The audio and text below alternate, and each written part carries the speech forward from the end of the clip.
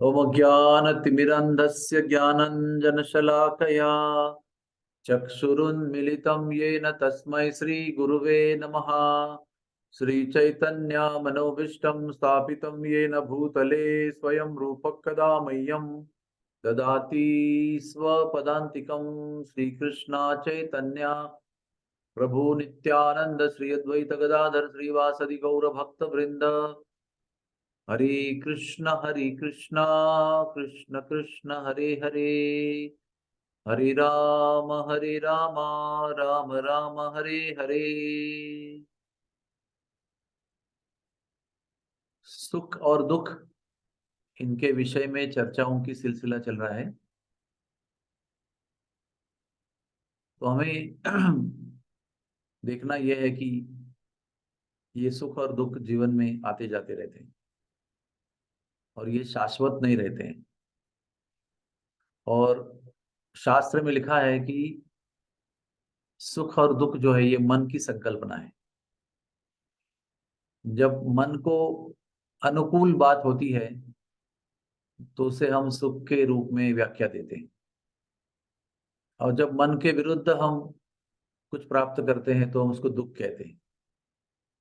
और सबसे बड़ी मजेदार बात यह है कि जो मुझे अनुकूल लगती है वो मेरे परिवार के लोगों को प्रतिकूल लगती है, और जो मुझे प्रतिकूल लगती है वो मेरे प्रति का परिवार के लोगों को अनुकूल लगती है। उदाहरण के तौर पर, मुझे सर्दी पसंद है तो घर वालों को सर्दी बहुत कष्ट होता है।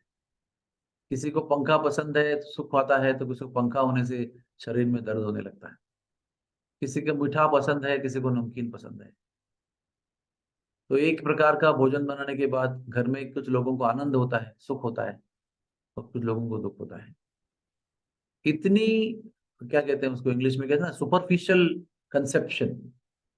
ये सुख और दुख ऐसे सुपरफिशियल होते हैं, कभी भी एक समान नहीं होते। हर प्रकार के व्यक्ति के लिए हर प्रकार का अनुभव या तो सुख भी हो सकता है या तो दुख भी हो सकता है। तो ऐसे, क्या कहते हैं, तकलादू यानी क्षणभंगुर नश्वर संकल्पना में हम कितना दिल लगाएं, कितना मन लगाएं, कितना विचार करें उसके ऊपर कि देखो उनके घर में ऐसा है, मेरे घर में ऐसा क्यों नहीं है। और वो सोचता होगा आपके घर में कितना अच्छा है, मेरे घर में ऐसा नहीं है। इसी पूरे द्वंद्वों में ये पूरा विश्व चलता है, पूरा। अमेरिका के लोग सोचते हैं भारत में कितनी आध्यात्मिकता है, भारत के लोग सोचते हैं अमेरिका में कितना सुख है, कितना ऐश्वर्य है, कितना आनंद है, कितने भोग हैं, हमारे पास क्यों नहीं है। अमेरिका के लोग सैर चाहते हैं, भारत के लोग वहां जाकर विविध प्रकार के भोग करना चाहते हैं। ये सबकी जड़ जो है वो मन है, जो सोचता है कि मेरे लिए ये अनुकूल है और मेरे लिए ये प्रतिकूल है। चाहे वो मेरे साथ वाले लोगों के अनुकूल प्रतिकूलता के विरुद्ध हो या ना हो, मुझे उसकी परवाह नहीं है। मेरे लिए अनुकूल है, मेरे लिए प्रतिकूल है। और सारी एडजस्टमेंट, सारा समझौता ये मन के लेवल पे होता है। तो ये समझौता जो है ये आध्यात्मिक स्तर पर होता है, तो उसी सुख और दुख के अनुभव से व्यक्ति आध्यात्मिक प्रगति करता है।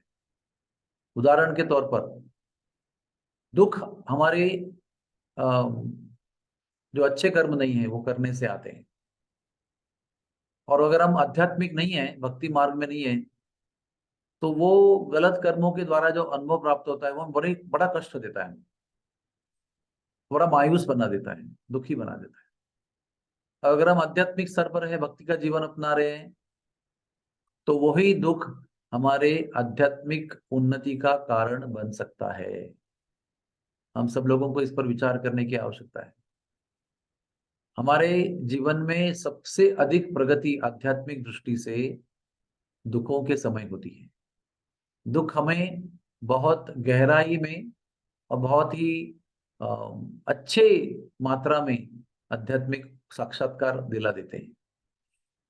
और जैसे ही हमारे पुण्य कर्मों के द्वारा हमें सुख प्राप्त होता है, तो तुरंत ही हमारा मन अलग अलग विषयों में कैसे भोग भोगा जाए इसमें विचार करने लगता है। जब भी शांति और सुख और ऐश्वर्य और कोई प्राप्तियां होती है और दुख नष्ट होते हैं कुछ समय के लिए, तो तुरंत ही हमारा मन विचार करता है कि अभी कैसे हम आनंद लें, हाउ टू एंजॉय। तो आज तक के मानव जाति के भौतिक जगत के इतिहास में कभी भी सुखों ने बहुत भरघोस अच्छी मात्रा में आध्यात्मिक प्रगति दी है, ऐसे उदाहरण बहुत कम मिलते हैं। उसके लिए परमहंस स्थिति में जाना पड़ेगा, जो हर एक सुख आने वाले घटना को आध्यात्मिक उन्नति में रूपांतरित करता है। और हमारे जैसे सामान्य स्तर पर जब हम भक्ति का जीवन अपनाते हैं तो दुख ही हमें बहुत गहराई में सच्चाई के स्तर पर लाते हैं, वास्तविकता को सामना करने की शक्ति देते हैं और भगवान के विषय में बहुत गहरे साक्षात्कार देते हैं। इसलिए हम सब लोगों को, आप सब लोगों को ये विनती है कि दुख आने से दुखी होकर कुछ लाभ नहीं है। दुख के पीछे क्या प्रयोजन है भगवान का, कैसी भगवान की परफेक्ट परिपूर्ण योजना है ये हमारी आध्यात्मिक उन्नति के लिए, इस पर विचार करेंगे तो आपके जीवन में कुछ भी आएगा तो आप लोग आध्यात्मिक उन्नति ही करेंगे। क्योंकि आध्यात्मिक उन्नति करने का राज ये है, रहस्य ये है, ये जानकारी, ये ज्ञान कि हर घटना, हर क्रिया, मेरे जीवन में घटने वाली हर प्रसंग जो है वो भगवान के द्वारा नियोजित है और परफेक्टली टेलर मेड है मेरे लिए। परफेक्ट परिपूर्ण आध्यात्मिक उन्नति करने के लिए भगवान ने विशिष्ट रूप से मेरे लिए बनाया है। ये अगर हमारे अंदर अनुभूति, जानकारी, ज्ञान आता है तो आपके और हमारे जीवन में होने वाली प्रत्येक घटना हमें आध्यात्मिक जीवन में उन्नति देगी और साक्षात्कार देगी। हमारा जीवन आध्यात्मिक अनुभूतियों से, साक्षात्कारों से समृद्ध होगा। इसलिए सुख दुख के स्तर स्तर पर द्वंद्व लड़ाई करना छोड़ दो। सुख दुखों को मन का खेल समझो और उसके पीछे जो भगवान की योजना है उसके ऊपर चिंतन करो। तो हमारे मनुष्य जीवन का हर क्षण, हर पल, हर घटना, हर प्रसंग आपको भगवान का आशीर्वाद लगेगा। It will be a blessing. Every situation, every event, good or bad, will be the blessing of the Lord upon all of us. आइए आज इस पूरे दिन में इस विषय पर चिंतन करें कि कैसे हम इस मन के द्वंद्व को हटाकर भगवान की कृपा पर विचार करें, भगवान के हमारे लिए विशिष्ट आयोजन पर विचार करें। हरे कृष्ण कृष्ण कृष्ण हरे हरे, हरे राम राम राम हरे हरे। अगर आपको इस कठोर द्वंद्व पर कोई प्रश्न है तो पूछ सकते हैं। हरे कृष्ण प्रभु जी। यस, हाँ माता जी। प्रभु जी, कोई भक्त को अगर भक्ति के लिए ही द्वंद्व करना पड़े, परिवार के चारों तरफ से चक्रव्यूह के जैसे कि जपा मत करो, भगवत गीता मत पढ़ो, मंदिर मत जाओ, तो उस परिस्थिति में क्या करना चाहिए प्रभु जी? हर एक स्थिति जैसे आपने भी वर्णन किया, किसी के घर में भक्ति के लिए विरोध है, वो भी आपके परफेक्ट आध्यात्मिक उन्नति के लिए की गई व्यवस्था है। प्लीज अंडरस्टैंड, वो व्यवस्था भगवान के अधिकार के बाहर नहीं है। आपके जीवन में कोई भी घटना हो रही है, कुछ भी हो रहा है, वो सब भगवान के निर्देश में आपके परिपूर्ण आध्यात्मिक उन्नति के लिए ही हो रहा है। इसलिए अपना प्रयास जारी रखो, लेकिन ज्यादा संघर्ष मत करो, ज्यादा जूझो मत। जब जूझेंगे तो हमारे हाथ में स्थिति बदलने की अधिकार नहीं आता है। हमारा जूझना किसके लिए है कि दी हुई परिस्थिति में हमको हमारी साधना करनी है, आध्यात्मिक उन्नति करनी है। हमारा प्रयास अक्सर कैसे रहता है, हमको स्थिति बदलनी है कि नहीं बताइए?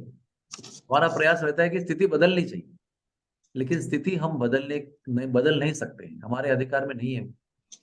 भगवान ही उसको बदलते हैं। भगवान बदलते हैं तब जब वो समझेंगे कि अभी मेरे भक्त के लिए, आध्यात्मिक उन्नति के लिए ये स्थिति बदलना आवश्यक है, तब भगवान बदलेंगे। तब तक अगर वो रख ही रहे हैं उसको, तो आप विचार कीजिए कि यही मेरे लिए योग्य है, मैं इसी के योग्य हूँ, इसलिए भगवान इसी को रख रहे हैं और इसी से मेरी उन्नति होगी। स्थिति बदलेगी और आरामदेह हो जाएगी तो मैं सो जाऊंगा, मैं कुछ नहीं करूंगा। मेरी संघर्ष में मेरी जो कि लड़ाई करने की या प्रयास करने की प्रवृत्ति है, ये इसी स्थिति में रहेगी। जैसे ही सुख आने लगेगा, सुखदायक स्थिति होगी, मेरी क्या कहते हैं प्रयास करने की शक्ति, उत्साह जो है वो नष्ट हो जाएगा। मैं आराम से बैठ जाऊंगा और सोचूंगा अभी कौन सा भोग ले लूं, इतना अच्छा स्थिति आया है जीवन में पहली बार।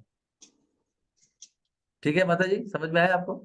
यस प्रभु जी। और प्रभु जी, अगर कोई भक्त एक भक्त से हेल्प मांगे ऐसी बिल्कुल। परिस्थिति में, तो तभी आपको क्या करना चाहिए प्रभु जी आपको हमें? भक्तों का सहारा लेना ही चाहिए और भक्तों को सहारा देना ही चाहिए। किस तरह से प्रभु जी सहारा देना चाहिए जिस उनको, तरह से कैसे हम? अपेक्षित है, जिस तरह से अपेक्षा है उनकी, उस तरह से देना चाहिए। क्या उनको लगता है कि ये करने से मेरा मन शांत होगा और जब में ध्यान लगेगा। विशिष्ट घटना में, विशिष्ट प्रसंग में विशिष्ट प्रकार की मदद दे सकते हैं। वो भी जनरल सामान्य तरीके से बता नहीं सकते कि आपको कैसे करना है। सबसे सामान्य तरीके से कहना है तो आपको प्रार्थना करनी चाहिए उनके लिए, हृदय से, भाव से, कि भगवान कृपया उनका कष्ट आप मिटाइए और उनको भक्ति में अग्रसर होने के लिए मदद कीजिए। ठीक है। ठीक है प्रभु प्रभु जी, लेकिन उससे अपनी भी थोड़ा मेंटल स्थिति थोड़ा ये हो जाती है, सामने वाले का कुछ सुन के हो जाता है खुद भी क्योंकि हम बेचैन हो लोग, जाता है कि हम उनके लिए क्या करें, हम उनके लिए बिल्कुल क्या मदद करें। बिल्कुल, क्योंकि आप और हम क्या है ना, जब करने के बाद मन बहुत संवेदनशील बन जाता है, माइंड बिकम्स वेरी सेंसिटिव। तो उससे दूसरों के दुखों के प्रति दुख होना ये स्वाभाविक है। इसको पर दुख दुखी कहते हैं इसको। ये वैष्णवों का गुण है, पर दुख दुखी। तो ऐसा लगना बुरा नहीं है, ऐसा लगना गलत नहीं है। और जितना आपको पर दुख से दुख होता है, उतना आपकी प्रार्थना उस भक्त के लिए बढ़नी चाहिए और बढ़ती भी है। लेकिन उतना डिस्टर्ब नहीं होना चाहिए कि आपकी साधना ही डिस्टर्ब हो जाए।